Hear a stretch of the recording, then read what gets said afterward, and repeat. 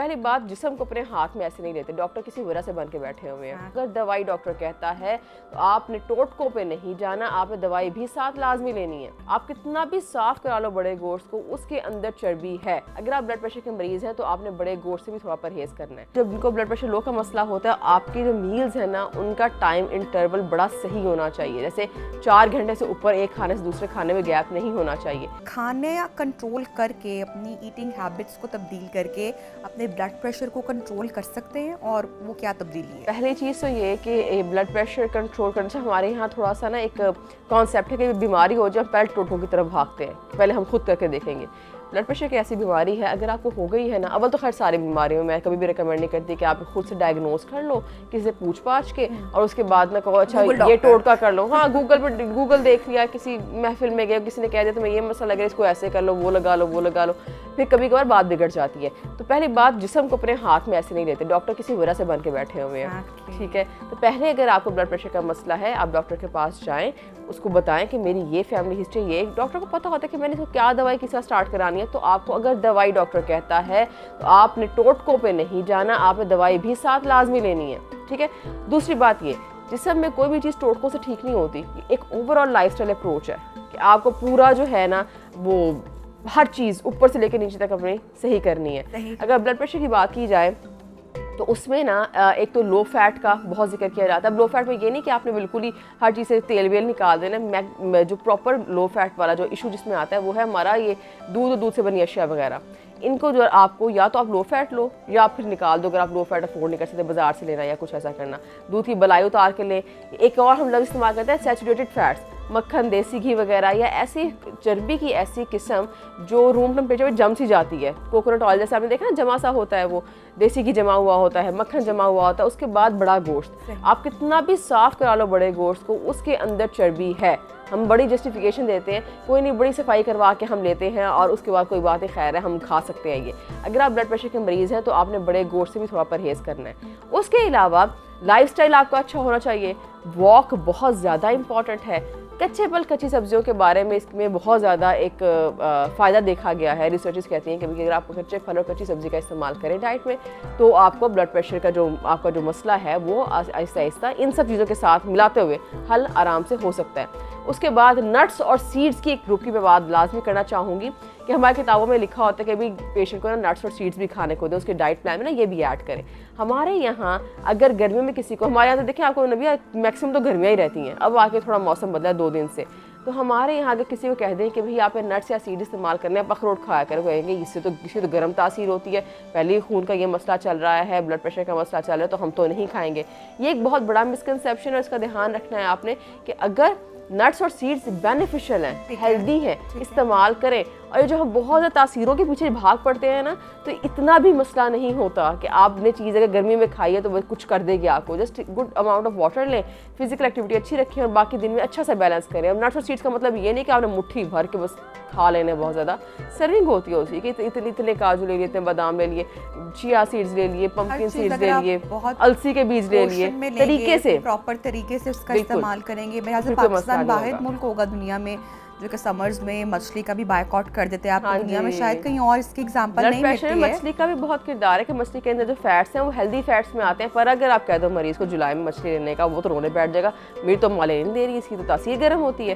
तासीरों के पीछे मत जाएँ, जो आपको बताया जाए, डाइटिशियन या जो डॉक्टर्स होते हैं उनको पता होता है कि खुराक क्या देनी, दवाई क्या देनी है। तो अब हमारा यहाँ मसला ही होता है, एक डॉक्टर ने दवाई दी, एक डाइटिशियन ने खुराक दी, हमने घर जाके उसको और मॉडिफाई कर लिया अपने हिसाब से कि खुराक वो ये नहीं लेंगे, पता नहीं उसने क्या बता दिया, दवाई इतनी एमजी नहीं लेंगे, इतनी आदि काट देंगे। तो वो ना आसपास के जो लोग हैं वो भी तो बड़े हमें प्यारे प्यारे मशवरे दे रहे होते हैं ना। ये बात मैं इतनी तंग हूँ इस बात से, ये जो मतलब बड़ी रिस्पेक्टफुली खैर कह रही हूँ, किसी की दिल आज़ारी ना हो, लेकिन हम ये बात आप आई एम श्योर आप भी फेड अप होंगे सुनकर, मैं भी कि भाई हम तो हमारे वक्त में ऐसे करते थे, हम तो हमारे वक्त में ये, हमें तो कुछ नहीं हुआ। भाई जब आप आज से 40-50 साल पहले के जोड़ा पहनना पसंद नहीं करेंगे, क्योंकि वो ओल्ड फैशन है, आउटडेटेड है, तो आप अपनी ग़िज़ा या लाइफस्टाइल कैसे उस तरीके से कर सकते हैं। और मेडिकल साइंस ने कितनी तरक्की की है ओवर द ईयर्स, कितनी नई तरह की रिसर्चेस सामने आ गई हैं, कितनी बेहतर गाइडेंस के तौर पर बहुत सारी चीज़ें मौजूद हैं। लेकिन चूंकि हम सुन रहे होते हैं कि भाई हमने तो हमारे वक्त में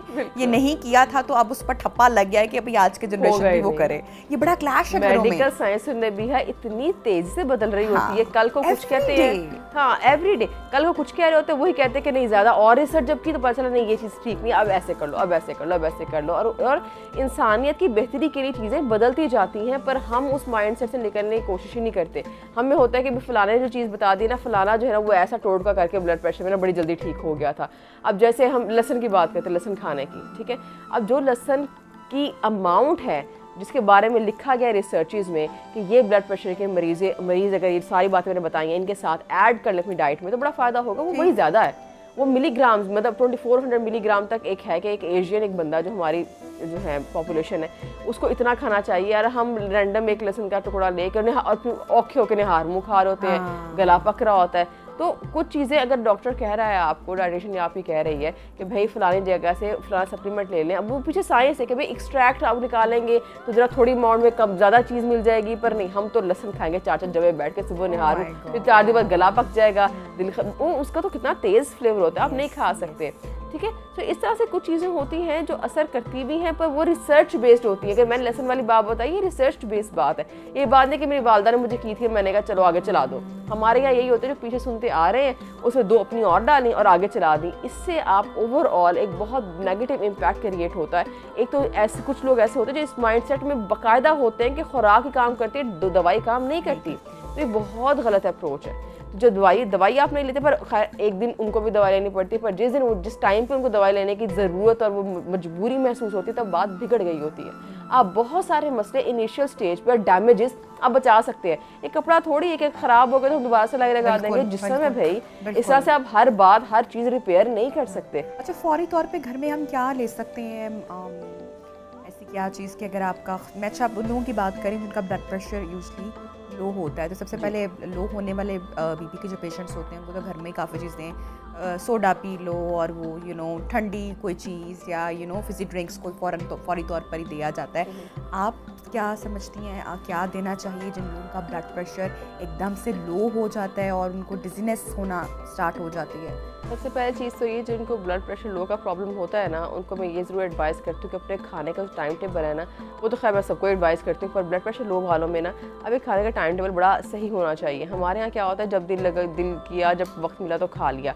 तो जब जिनको ब्लड प्रेशर लो का मसला होता है, आपकी जो मील्स है ना उनका टाइम इंटरवल बड़ा सही होना चाहिए। जैसे 4 घंटे से ऊपर एक खाने से दूसरे खाने में गैप नहीं होना चाहिए। फिर ये कि उस खाने में भी आप क्वालिटी ऑफ फूड क्या खा रहे हैं। अब ये तो नहीं कि आपने बस अगर आपको पहले ब्लड प्रेशर लो का मसला है और आपको उल्टी सी चीज़ खा के बैठ गए जो न्यूट्रिशियस नहीं थी, जिसने आपको ताकत नहीं दी, तो थोड़ी देर बाद जैसे रिफाइंड कार्बोहाइड्रेट से हम लेते हैं, ब्रेड वगैरह लेते हैं, वो आधे घंटे पेट से ये जा वो जा, उसके बाद फिर आपने काम में लग गए, वापस दोबारा खाने का टाइम नहीं है, या अलर्ट से आप घर से बाहर आपको मजबूरन जाना पड़ गया, टाइम ज़्यादा हो गया, वहाँ का ब्लड प्रेशर एकदम तेज़ी से गिर जाएगा। इससे ख़वातीन का अमूमन ऐसे होता है, ख़वातीन का ब्लड प्रेशर ना अमूमन लो रहा करता है कि हमारा सिस्टोलिक है, जिसको ऊपर वाला कहते हैं, वो तकरीबन 100 होता है, 120 तो बहुत, 110 भी बहुत कम होता है, 100 होता है, 90 होता है। अगर इससे लो जाता है फिर हमें तंगी और प्रॉब्लम शुरू हो जाती है।